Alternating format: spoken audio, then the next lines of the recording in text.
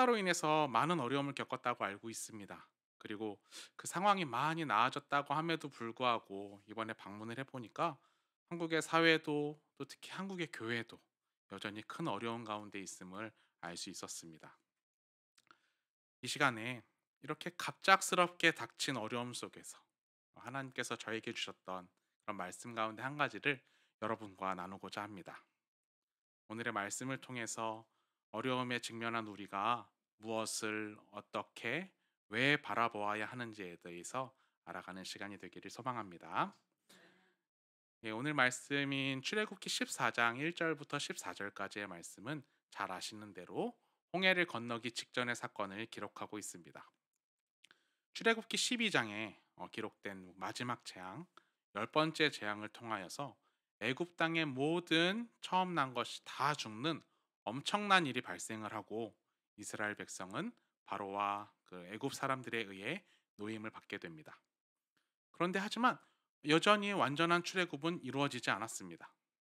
이때 하나님께서는 이스라엘의 완전한 출애굽, 완전한 회복을 위해 일하심을 알 수 있습니다. 우리 한 번 더 2절을 다시 한 번 더 읽어보도록 하겠습니다. 시작. 이스라엘 자손에게 명령하여 돌이켜 바다와 믹돌 사이에 비하이로다. 곧 바알스본 맞은편 바닷가에 장막을 치게 하라. 하나님은 모세를 통하여 이스라엘 백성들에게 명령하십니다. 돌이키라. 우리는 이 명령을 생각할 때 생각을 다시 해라 또 회개하라라는 것으로 이해할 수 있는데 아닙니다. 본절에서는 너희의 가던 길을 되돌아 가라라는 뜻으로 말씀하셨습니다. 현재 가고 있는 방향과는 완전히 다른 길로 되돌아 가라라는 이 뜻으로 명령하신 것입니다. 그런데 생각을 해보면은 이 명령은 이해하기 쉽지 않습니다. 하나님께서 진행하던 방향을 완전히 바꾸어서 이렇게 되돌아 가라고 하셨기 때문입니다. 나폴레옹에 대한 유명한 일화가 한 가지 있습니다. 나폴레옹이 나를 따르라 하며 눈 덮인 알프스 산을 이렇게 힘겹게 올라갔습니다. 힘들게 정상에 도착했는데 나폴레옹이 하는 말이 어라 이 산이 아닌가벼. 그 자리에서 병사 절반이 이렇게 뒷목을 잡고 쓰러집니다. 그래서 나머지 절반의 병사들을 이끌고 이제 다른 산으로 오릅니다. 드디어 정상에 도착했는데 뭐라고 하죠? 어라 먼저 그 산이 맞는가벼. 예, 예. 네. 이 말을 듣고 나머지 병사가 쓰러졌다고 합니다. 네, 이 이야기는 우스갯소리지만 실제로 군대에서도요. 이 행군을 할 때 길을 잘못 들게 되면은 이 병사들의 사기가 이렇게 팍팍 떨어집니다. 왜냐하면 갔던 길을 되돌아가야 되고 더 많이 걸어야 되고 더 힘들잖아요. 하다못해 우리는 내비가 이렇게 길을 잘못 인도만 해도 얼마나 화가 납니까? 그런데 오늘 말씀에 이스라엘이 몇 명이죠? 장정만 60만 명, 약 200만 명이나 되는 사람을 되돌아가도록 하셨습니다. 이렇게 거대한 무리를 이끌고 가면서 갑자기 진행 방향을 바꾸게 되면 사람들은 이게 뭐가 엄청난 착오가 생긴 것으로밖에 생각할 수 없습니다. 그런데 하나님은 실수를 하시는 분이십니까? 아니죠. 좀 더 한번 살펴보겠습니다. 2절에 이스라엘 백성들에게 가던 길을 되돌아가라고 하신 하나님은 또다시 이해할 수 없는 명령을 하십니다. 이번에는 바닷가에 장막을 치라라고 말씀하십니다. 이스라엘 백성이 제대로 알아듣지 못할까봐 위치까지 아주 자세하게 말씀하셨어요. 바다와 믹돌 사이의 비하이로답 곧 바알스본 맞은편이라고 말씀하십니다. 우리가 보는 성경에는 장막을 치라는 명령이 한 번만 나오지만 원어를 보면 두 번이나 나와 있어요. 너희들 내가 알려준 그 장소에 장막을 쳐야 해. 알았지? 꼭 쳐야 해. 이렇게까지 강조를 하시면서 이스라엘 백성에게 장막을 그 장소에 꼭 쳐야 한다고 하신 이유가 3절에 기록되어 있습니다. 함께 읽어보겠습니다. 시작. 바로가 이스라엘 자손에 대하여 말하기를 그들이 그 땅에서 떠나 광야에 갇힌 바 되었다 하리라. 네, 이 말은 지금 이스라엘 자손이 위치한 곳이 후퇴하거나 빠져나갈 다른 통로가 전혀 없는 곳임을 표현한 것입니다. 하나님께서 두 번씩이나 강조하면서 그 장소를 정확하게 말씀하시며 그곳에 꼭 장막을 치라고 하신 이유가 바로 이것입니다. 그 장소에는 도망갈 길이 없었기 때문입니다. 쫓기고 있는 상황이라면 그 절대로 장막을 쳐서는 안 되는 곳이었습니다. 역시나 바로는 이러한 이스라엘을 보고 저들이 광야에서 길을 잃고 헤매다가 결국 막다른 곳에 갇혔구나라고 확신하게 되었습니다. 바로 이것이 하나님께서 이스라엘에 나아가는 방향을 바꾸시고 도망갈 곳 없는 곳에 장막을 치게 하신 이유였습니다. 바로로 하여금 이스라엘을 쫓아오도록 하는 빌미를 제공하셨습니다. 이러한 하나님의 계획을 알지 못하는 바로는 자신이 동원할 수 있는 최대의 군사력으로 이스라엘 백성들을 추격해 옵니다. 자, 바로의 군대가 막 달려옵니다. 이 모습을 이스라엘 백성이 보고 있습니다. 여러분이 만약 이스라엘 백성이라면 마음이 어떻겠습니까? 앞에는 뭐가 있죠? 바다가 길을 막고 있고 뒤에는 바로의 군대가 우리를 죽이려고 달려오고 있습니다. 이때 이스라엘 백성들의 상태가 10절부터 12절에 나와 있습니다. 어떤 우리는 두 가지 반응이라고 생각할 수 있는데요. 하나는 10절에 심히 두려워하여 하나님께 부르짖는 것. 그리고 다른 하나는 11절과 12절에 나오는 모세를 향한 한탄의 모습입니다. 이 두 가지 반응은 다른 반응이라고 생각할 수 있지만 사실은 똑같은 반응입니다. 만약 그들이 이 믿음의 이 기도가 하나님을 향한 그런 믿음의 행동이었다면은 그 후에 모세에게 그렇게 할 수 있었을까요? 아니죠. 두려움에 빠진 이스라엘은 이 모세를 향해서 이게 불신의 한탄을 마구 퍼붓는데 이 모습은 앞으로 이후에 광야에 있을 힘든 상황에 처할 때마다 계속해서 반복적으로 나타나게 됩니다. 이스라엘 백성으로부터 원망의 소리를 듣고 있는 모세. 그는 어떻게 행동했을까요? 제가 보니까 이게 전혀 흔들리지 않는 것 같습니다. 오히려 두려움에 떨고 있는 그들에게 다음과 같이 이야기합니다. 13절과 14절을 읽어보겠습니다. 시작. 모세가 백성에게 이르되 너희는 두려워하지 말고 가만히 서서 여호와께서 오늘 너희를 위하여 행하시는 구원을 보라. 너희가 오늘 본 애굽 사람을 영원히 다시 보지 아니하리라. 여호와께서 너희를 위하여 싸우시리니 너희는 가만히 있을지니라. 모세는 이스라엘 백성을 향하여 네 가지의 명령을 하고 있어요. 어떠한 명령인지 요약을 해보자면은 첫 번째로 두려워하지 말라. 그리고 두 번째로 가만히 서 있어라. 그리고 세 번째로 보라. 네 번째로 가만히 있으라입니다. 앞에 세 가지 명령, 두려워하지 말라, 가만히 서 있으라, 이 보라는 사람의 정신을 구성하는 지정의와 관련되어 있습니다. 지식과 감정과 의지. 첫 번째 명령인 두려워하지 말라는 이것은 감정과 관련이 있습니다. 극심한 공포 가운데에 빠져 있는 이스라엘 백성들에게 먼저 감정을 추스르라라고 말합니다. 두 번째로 가만히 서 있으라 이 명령을 하십니다. 이 명령을 통해 백성들이 의지를 가지고 이 닥쳐진 상황에서 당당하고 의연한 태도를 취하라고 하십니다. 두려움에 빠지면 몸이 어떻게 되죠? 이렇게 움츠러들 수밖에 없어요. 하지만 두 주먹 불끈 쥐고 당당하게 서라는 것입니다. 마지막으로 보라라는 명령을 통해 현재의 이 상황을 제대로 바라보고 앞으로 어떻게 될 것인지를 지식적으로 생각해 보라는 것입니다. 그리고 이 명령은 앞에 두 명령에서 너희들이 왜 두려워하지 말고 왜 당당한 태도를 취해야 하는지에 대한 근거를 제공합니다. 이스라엘이 보게 될 것은 바로 오늘 너희를 위하여 행하시는 구원이기 때문입니다. 하나님께서 행하실 이 일들로 인하여 이스라엘은 애굽 사람들을 영원히 보지 않게 될 것이고 완전한 구원으로 인도하실 것입니다. 이렇게 모세는 이스라엘에게 이렇게 이해하기 힘든 어려움 속에서도 우리가 왜 두려워할 필요가 없는지에 대해서 이야기합니다. 그리고 마지막으로 가만히 있으라라고 말합니다. 불평하거나 두려워하지 말고 애국 군대와 싸워서 승리하시는 하나님을 눈으로만 지켜보라는 것입니다. 이 싸움은 너희가 하는 게 아니야. 하나님께서 하시는 싸움을 너희는 보기만 하면 돼 라고 이야기하는 것이죠.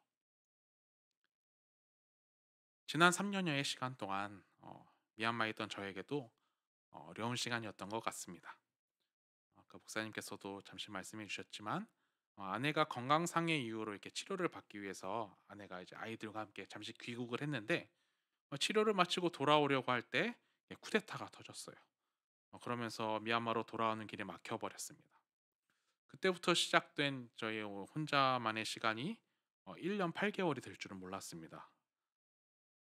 게다가 미얀마에 이렇게 코로나가 이렇게 치명적인 질병으로 이렇게 닥칠지도 전혀 알지 못했습니다. 그리고 미얀마에 쿠데타가 일어나서 온 나라가 이렇게 큰 어려움에 놓이게 되리라고는 정말 상상도 하지 못했습니다.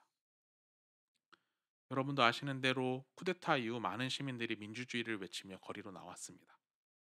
그때 군부는 잔인하게 무력 진압을 시작을 했고 정말 많은 이들이, 특별히 미얀마의 많은 젊은이들이 끔찍하게 희생을 당했습니다.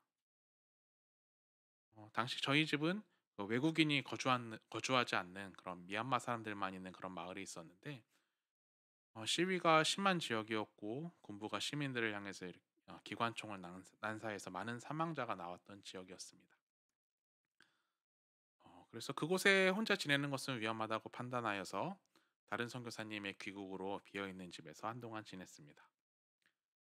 이후에도 탱크와 온갖 화력을 부은 군부의 강력한 무력 진압은 계속되었고 결국 민주화 운동은 힘을 잃고 말았습니다. 그러자 이번에는 코로나 델타가 퍼지기 시작합니다.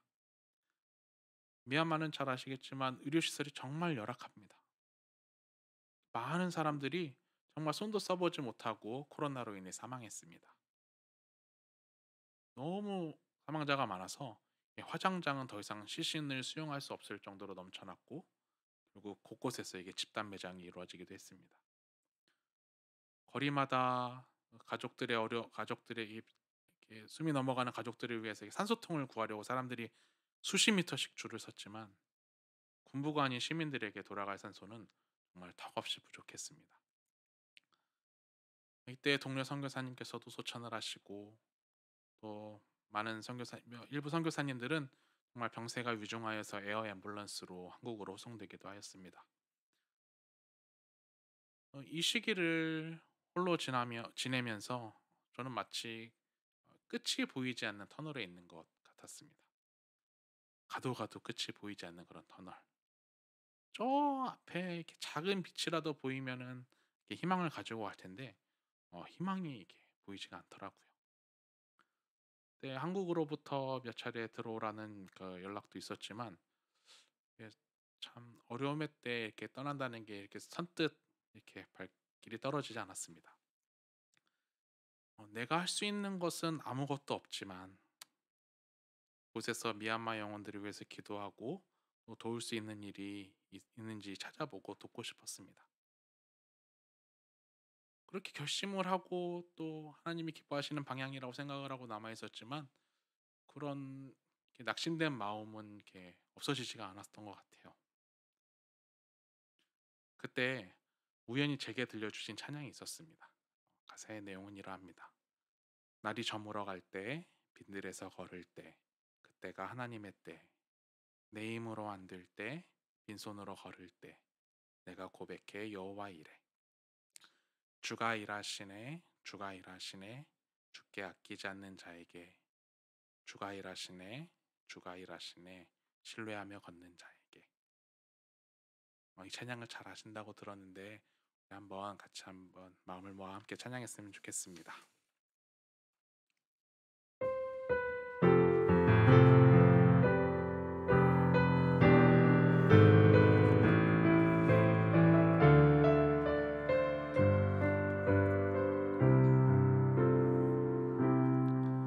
날이 저물어 갈 때, 빈들에서 걸을 때, 그때가 하나님의 때.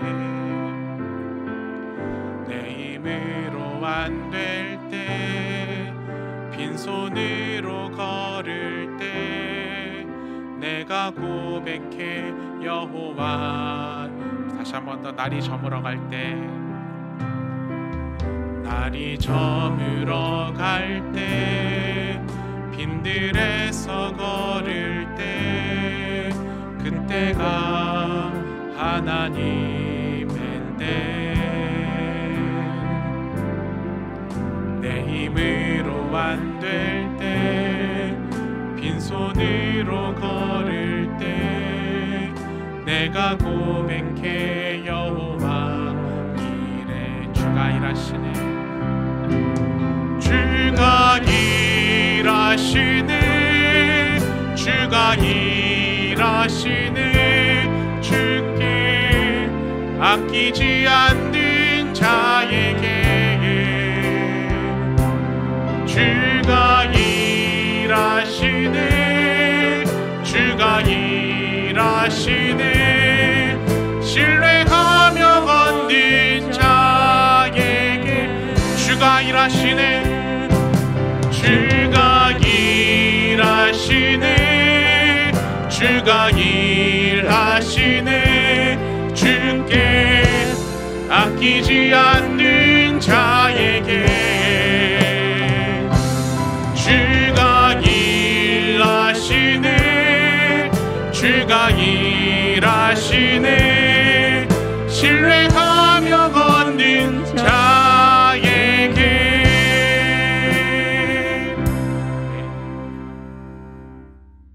네, 이 찬양과 또 오늘의 이 말씀이 저로 하여금 다시 한 번 더 하나님을 바라보고 또 하나님의 함께 하심을 신뢰하고 또 힘을 낼 수 있도록 만들어 주셨습니다. 나의 힘으로는 도저히 헤어나올 수 없는 그 순간에, 아무것도 할 수 없는 바로 이 순간, 하나님께서 일하시는 것을 볼 수 있는, 온전히 볼 수 있는 그러한 시간이구나.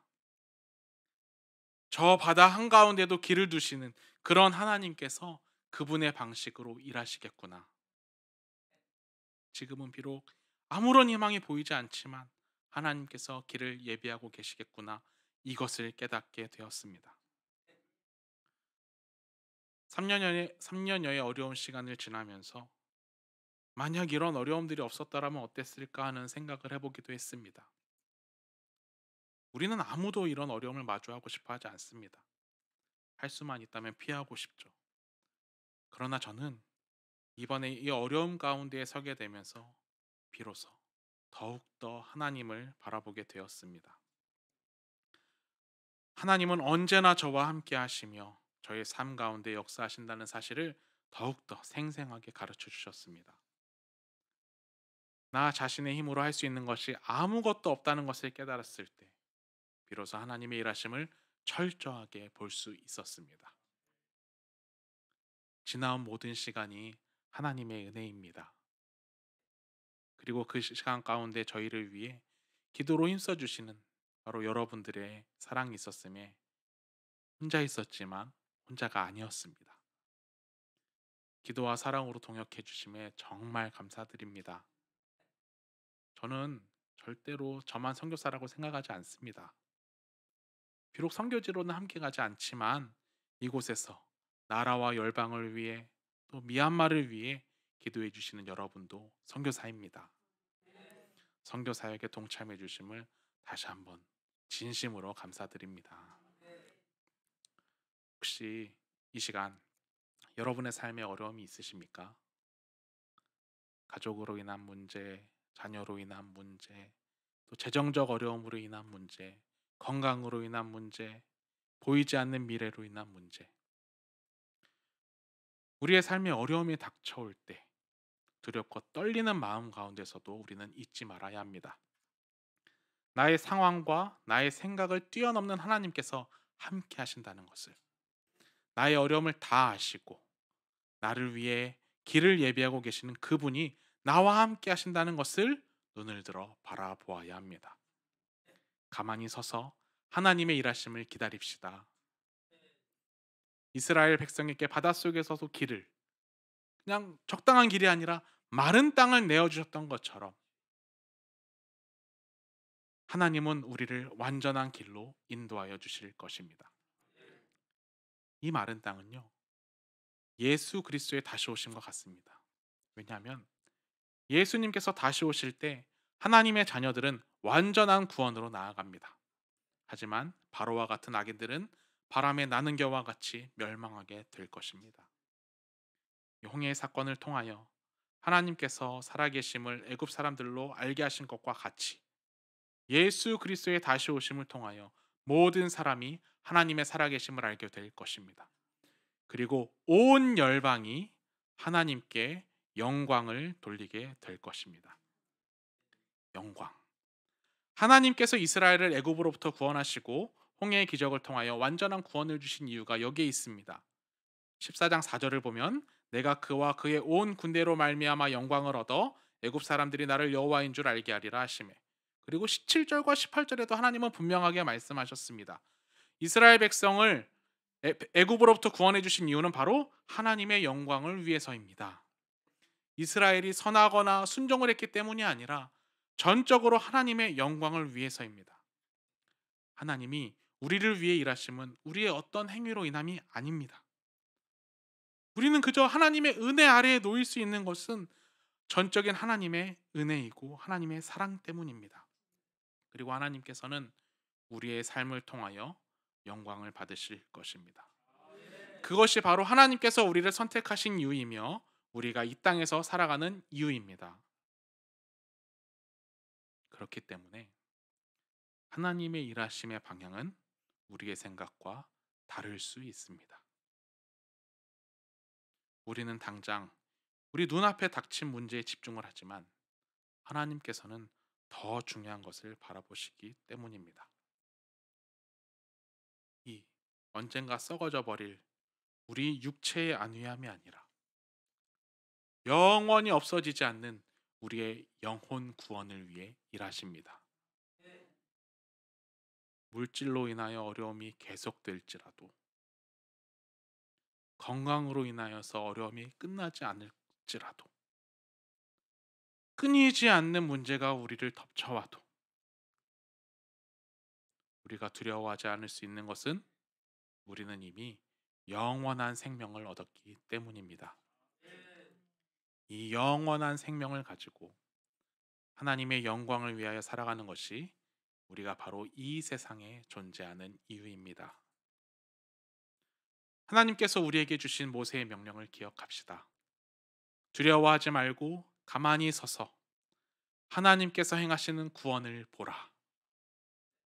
어려움이 우리의 삶을 덮칠 때 우리는 먼저 감정을 추스리고 의지를 가지고 당당하고 의연한 태도를 취하면서 하나님이 주시는 지혜로 주님께서 일하시는 것을 바라보는 저와 여러분들이 되기를 간절히 소망합니다. 그때 주께서 일하십니다. 바다를 마른 땅으로 만드신 하나님께서는 반드시 우리에게 마른 땅을 보여주실 것입니다. 비록 이 마른 땅이 내가 생각하는 것과 다를지라도 하나님은 분명하게 보여주실 것입니다. 왜죠? 하나님의 영광을 위해서. 오직 하나님의 영광을 위해서 어려움 가운데에서도 하나님의 뜻대로 살아가는 삶, 저와 여러분들이 그러한 삶을 살아가기를 간절히 소망합니다. 아멘. 잠시 미얀마에 대해서 또 저희가 하는 사역에 대해서 소개하는 시간을 갖고자 합니다. 예, 저는 황수신 선교사입니다. 예, 이름 기억하기 쉬우시죠? 예, 수신발신. 예. 아니면은 수신제가 지국평천하. 예. 근데 뜻은 지킬 수 믿음신. 예, 믿음을 지켜라라는 뜻입니다. 예, 저는 황수신 선교사이고 저희 아내는 안은경 선교사입니다. 저 뒤에 얘기가 있는데요. 네, 아, 예, 감사합니다. 네. 예, 그리고 슬라의 저희 딸은 현재 13살이고 황지우, 그리고 10살 된 아들은 황준우입니다. 예, 저희는 2016년 12월에 파송을 받았습니다. 저희가 처음 미얀마에 발을 내디딜 당시에는 민주화가 조금씩 시작되면서 이렇게 많은 변화가 있었던 그런 시기였습니다. 그래서 이전에는 더 예전에는 외국인들은 두 도시에만 살 수 있었어요. 잘 아시는 양곤, 예, 예전에 아웅산 폭파 사건 기억하시는 그 양곤과 그리고 저 위쪽에 만달레이 이렇게 두 도시에만 외국인들이 거주할 수 있었는데 점차 이제 민주 정권이 일어서면서 다른 도시로도 이렇게 거주가 시작되었고 저희는 이제 다른 양곤이 아닌 다른 지역에서 이제 사역을 하고자 준비하는 시간을 가졌습니다. 그 2년 동안 열심히 언어 훈련을 하고 또 방학이면 지방 곳곳을 다니면서 하나님께서 보여주시는 지역을 찾고자 노력을 했고 그리고 네피도를 마음에 품게 되었습니다. 예, 먼저 미얀마에 대해서 잠시 이렇게 말씀을 드리면은 예, 이게 미얀마 지도예요. 마치 가오리처럼 생겼죠. 예, 미얀마에는 크게는 7개의 종족으로 이렇게 되어 있고 또 7개의 주로 또 이루어져서 총 14개의 행정구역으로 나누어집니다. 그래서 미얀마는 여러 민족들이 함께 모여서 연방제 국가를 이루고 있어요. 그래서 미얀마 연방공화국이라는 게 정식 명칭입니다. 다음으로 면적은 한반도의 약 3배, 남한의 한 약 6배가 됩니다. 인구는 대한민국 인구와 비슷해요. 약 5천만 명 정도가 됩니다. 그리고 종교를 보면은 어, 수도는 네피도고 또 종교를 보면은 대다수가 불교입니다. 생각보다 불교도가 적네라고 생각하실 수도 있는데 일부 소수 종족 중에는 이게 기독교가 이렇게 많이 이렇게 기독교인이 많은 종족도 있긴 있어요. 약 2개 종족이 있는데 주 종족인 버마족 같은 경우에는 95% 이상이 불교도인 그런 불교의 나라입니다. 그리고 다음을 보시면은 저희가 이제 마음에 품고 나아간 이제 네피도에 관하여 설명을 드리면은 면적은 7만 평방킬로미터가 되고 또 인구는 약 116만 명이 되는 도시입니다. 아까 잠시 있었지만 네피도는 어, 미얀마의 수도입니다. 수도. 네, 수도 2005년부터 이 네피도가 수도가 되었는데요. 어, 모든 기반 시설은 양곤에 아직도 집중되어 있기 때문에 외국인들이나 또 어떤 시설들은 양곤에 있지만 그런 행정 시설 같은 것들은 또 군부 또 본부 같은 경우에는 네피도에 위치하고 있습니다. 그리고 네피도는 특징이 어, 앞에 보시면은 전체 이렇게 종교가 이제 불교도가 90% 정도 있는데 네피도는 더 높습니다. 거의 전국에서 제일 높은 걸로 알고 있어요. 불교도가 약 96%, 97% 되는 그런 도시입니다. 예, 저희는 이 네피도에서 그 현재 하나님이 허락하신 영혼들을 만나서 행복하게 사역을 하고 있습니다. 저희가 진작에 올라가고 싶었지만 그런 여러 가지 어려움 때문에 그 시기가 조금 미루어져서 작년 작년 6월에 올라가게 되었고 그리고 지금 한 1년 반 가량 그곳에서 거주를 하고 있습니다. 그곳에 도착한 저희들은 처음부터 이 어떤 사역의 방향을 이뤄가기가 많이 어려웠어요. 저희들이 품고 있는 다음 세대를 위한 사역을 위해 이렇게 세팅을 해야 되는데 그럴 시간이 부족한 그 시기에 어, 카페를 열 수 있게 되었습니다. 그곳에서 저희들은 청년들을 만나서 한국어를 가르치고 또 피아노를 가르치고 예배를 드리고 있습니다. 네, 저희 카페 사진인데요. 예, 이 카페에 대해서 잠시 말씀을 드리면은 저는 커피를 좋아하긴 했지만 이 카페를 통한 사역은 생각해 보지 못했었습니다.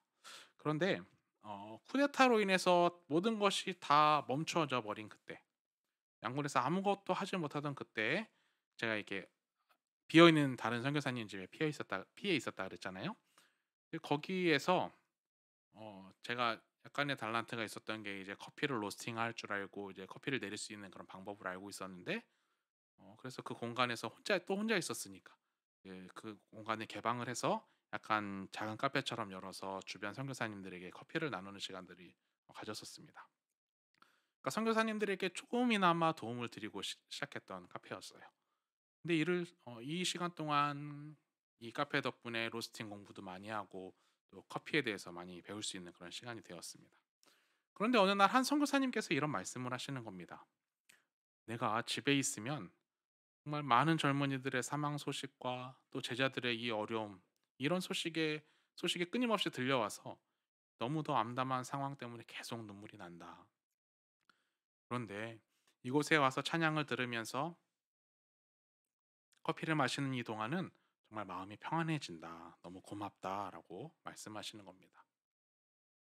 저는 그때 그 말씀이 참 마음에 남았던 것 같아요. 아, 이러한 평안함을 이 선교사님뿐만 아니라 미얀마 사람에게도 전달할 수 있으면 참 좋겠다라는 생각을 그때 처음 한 것 같습니다. 이후 네피도로 이주하고 나서 정말 신기할 정도로 카페를 열 수 있는 길이 순적히 열리게 되었습니다. 그래서 지난 6월에 열게 된 카페는 사람이 모일 수 있는 장소가 되었고, 모인 이들을 교육할 수 있는 좋은 도구가 되어 주었습니다. 아까 보셨겠지만 카페 이름은 하임 카페예요. 하임. 무엇이 떠오르세요? 하나님의 임재. 그리고 히브리어인데요. 이거는 원래 뜻이 생명입니다. 그래서 이 이름처럼 저희 하임 카페가 하나님의 임재를 경험하고 생명을 살리는 장소로 쓰임 받기를 원합니다. 미얀마는 아직도 상황이 많이 좋지 않습니다. 그래서 저희가 그 전에도 관계하고 있었던 그런 현지인 마을에 들어가는 것도 쉽지 않은 상황이고, 근데 이러한 상황 속에서 정말 생각하지 못한 이 카페라는 이 방식으로 현재할 수 있는 사역을 열어주셨습니다. 이 카페 바로 옆에는 대학교가 있어요. 사립 대학교가 있어가지고 저희가 오라고 하지 않아도 이렇게 자연스럽게 대학생들이 오고, 또 우리가 뭐 해줄게 이게 아니라 우리가 한국어 가르쳐줄게 뭐 가르쳐줄게 하지 않았는데 와가지고 저희가 한국 사람이니까 한국어 좀 가르쳐주세요 해서 그래 그럼 가르쳐줄게 이러면서 또 관계가 연결이 되고, 또 저희 카페 안에 피아노가 한 대 있는데요. 저희 아내가 피아노를 칠 줄 알아서 가끔 치고 그랬는데, 그거를 본 미얀마 친구들이 저도 피아노 좀 가르쳐주세요 해서 또 피아노를 가르치면서 또 연결이 되고, 또 갑자기 정말 생각하지도 않게 예배를 필요로 하는 친구들이 있어가지고 또 예배를 또 드리게 되는 겁니다. 이렇게 저희가 마음으로 품었던 이 다음 세대를 위한 사역, 대학생들은 사실 생각하지 못했었지만 또 이런 다음 세대들도 이 미얀마의 다음 세대이기 때문에 이들을 통해서 이렇게 함께 교제를 하며 정말 행복하게 사역을 하고 있습니다. 저희의 선교 비전은 말씀드린 대로 미얀마의 다음 세대를 믿음의 세대로 키워내는 것입니다. 어린아이부터 대학생들까지 정말 삶의 모든 것이 그런 불교의 문화에 깊이 묶여 있는 그들을 교육을 통해서 깨우고, 또 불교의 쇠사슬을 끊고 복음으로 세워나가는 그런 소망을 주셨습니다. 지금은 미얀마가 정말 어둠 가운데 있지만 지금까지 인도해 주신 하나님께서 그분의 방법으로 저희의 길을 열어주시고 환한 빛으로 비추어 주실 것을 확신합니다. 어려움이 닥칠지라도 주께서 일하심을 신뢰하며 하나님의 영광을 위해서 살아가는 그런 복음 전도자의 삶, 저뿐만이 아니라 저와 여러분이 나아가야 할 길입니다. 감사합니다.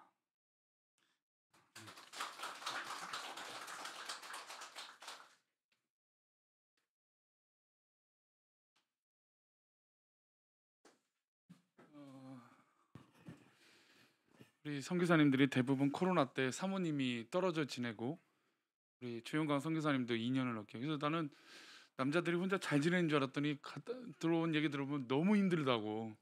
선교사님도 1년 넘게 혼자 있으면서 너무 힘든 시간들을 가운데 오히려 선교사역이라는 게 사실 내가 한다라고 생각할 수 있잖아요, 더욱더. 근데 오히려 그 가운데 하나님이 일하신다는 걸 깨닫는 건 참으로 놀라운 거예요. 하나님께서 지금 우리 보고 돌아가라고 하실지라도 그게 하나님의 일하심이라면 신뢰하고 나아가야 될 게 우리의 믿음의 모습인 줄 믿습니다. 우리 아까 찬양했던 찬양을 다시 한번 하시면서 우리 미얀마와 우리 선교사님, 우리 안은경 선교사님들 지금 허리가 디스크가 나갔어요. 사실 지금 서 있어야 되는데 예배 시간이라고 지금 앉아 있는 거예요. 이제 허리가 너무 끊어질 정도로 몸이 안 좋은 상태고, 또 근데 감사하게 아까 말씀드린 대로 미얀마로 들어갈 비자가 열려서 이제 곧 올해가 가기 전에 출국을 하게 됩니다. 하나님께서 함께 해달라고 우리 이 기도 제목은 이후에 하고, 먼저 우리 선교사님 부부와 자녀들, 또 우리 안은경 선교사님 사모님의 이 건강, 허리가 지금 디스크가 안 좋은데 함께 해달라고, 또 지금 이 선교지에 있는 이 하임이라고 하는 카페가 하나님 기쁨으로 사역하고 주가 일하시는 놀라운 은혜가 있게 해달라고 이를 위해서 기도했으면 좋겠습니다. 우리 함께 찬양하겠습니다.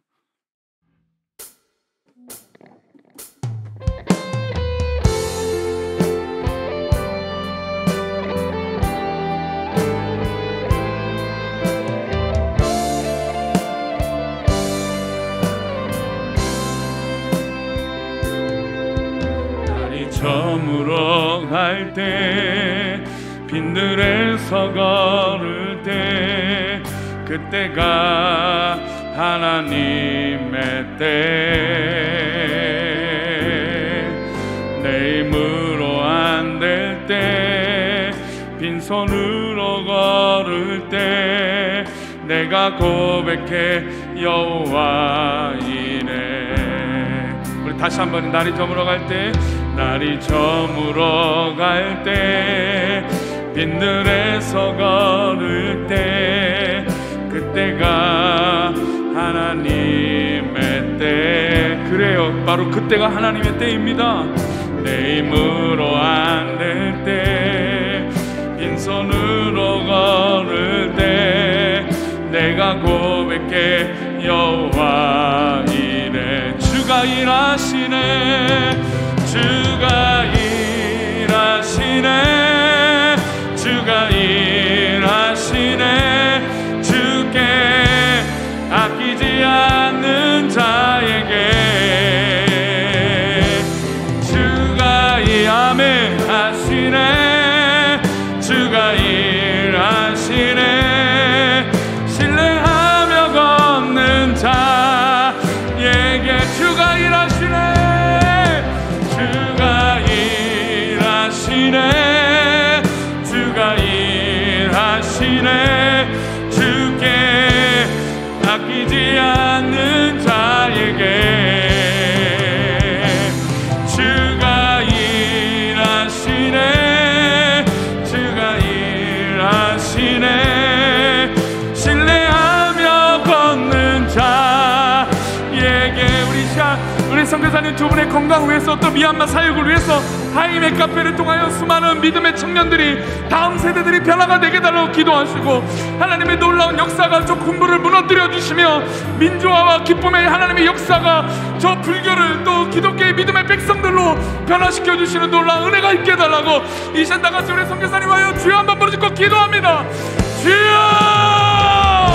아버지 하나님, 우리가 이 시간 우리 선교사님 가정을 위하여 기도하며 나아갑니다. 하나님, 주가 일하시는 놀라운 은혜를 경험하며 그 믿음으로 고백한 놀라운 역사를 믿고 나아가는 믿음의 백성들에게 하나님, 우리 귀한 선교사님 사역과 삶 가운데 하나님 함께하여 주시옵소서. 주님 일하시네, 주님 역사하심을 믿게 하여 주시고 하나님 넓으신 놀라운 계획으로 그것이 돌이켜 돌아가라 할지라도 그것이 하나님의 뜻이라면 믿고 감사하게 하여 주시고 방향의 길을 갈지라도 그 길을 하나님께서 인도하시는 길이라며 우리가 감사하며 나아갈 수 있도록 은혜를 베풀어 주옵소서. 우리 사랑하는 우리 교회 공동체가 주가 일하심을 고백하게 하여 주옵소서. 하나님, 우리 모든 선교사님들 또 특별히 우리 미얀마 선교사님 가정 가운데 하나님의 한영없는 은혜를 부어주시네. 우리 아는경 선교사님의 허리를 붙잡아 주셔서 치료하여 주시고 하나님 건강으로 인하여 사역이 멈추지 않도록 주님 은혜를 베풀어 주옵소서. 우리 가운데 하나님 일하심을 고백하게 하여 주옵소서. 주가 일하시네, 주가 일하시네, 주가 일하시네. 주께 아끼지 않는 자에게 주가 일하시네, 주가 일하시네. 신뢰하며 걷는 자에게.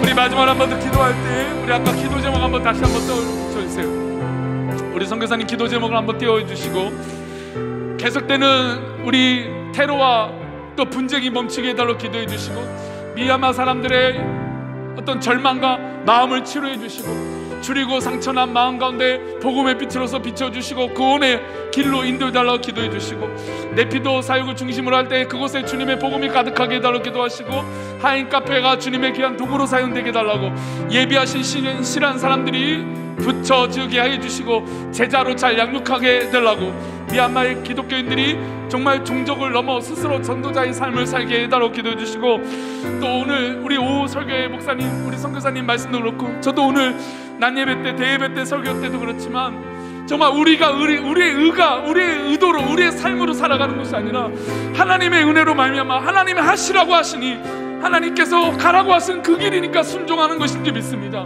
우리가 그 삶을 감당하게 해달라고, 우리가 그 믿음의 삶을 우리 스스로 하나님의 기뻐하시는 그 길을 걸어가게 해달라고, 우리 믿음이 정말 하나님 기뻐하시는 믿음이 되게 해달라고, 이제 우리 성도님들의 자신의 믿음을 위해서, 또 여기 떠있는 우리 기도 제목을 위해서 우리 한 번 더 기도하겠습니다.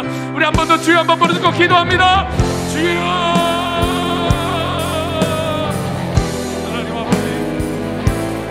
하나님 놀라운 은혜가 가득하기를 원합니다. 하나님께서 함께하여 주시고 놀라운 은혜로 함께하여 주셔서 하나님 일하시고 놀라운 은혜대로 쓰임받는 놀라운 역사를 일어나기 원합니다. 계속되는 하나님 이 테러와 이 분쟁 너무나 괴롭습니다.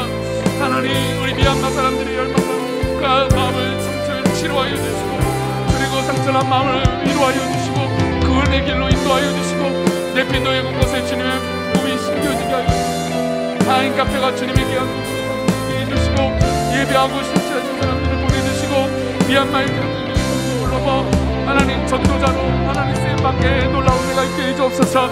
우리 사랑하는 우리 교회 공동체가 믿음으로 서 있기를 원합니다. 믿음으로 사역하기 원합니다.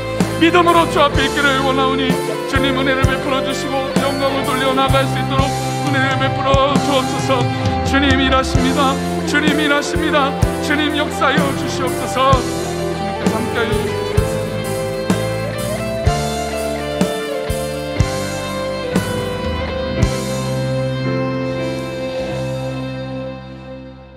예배를 마치면 우리 차량 운행을 통해서 집으로 들어가실 분들은 가시고, 우리 함께 장례를 가실 분들은 예배가 후에 인사를 하시고 한 10분여 후에 바로 함께 출발하도록 하겠습니다. 한 주 동안 믿음 안에 승리하시고, 이 시간 우리 황수신 선교사님 나오셔서 축도해 주심으로 예배를 마치도록 하겠습니다. 우리 주 예수 그리스도의 은혜와 하나님의 사랑과 성령님의 교통하심이 어려움이 닥쳐올지라도 두려워하지 아니하며 당당히 서서 하나님의 일하심을 바라보기를 원하며 소원하는 이곳에 모인 족속들 가운데, 온 나라와 열방 가운데 지금으로부터 영원토록 함께 있을지어다. 아멘.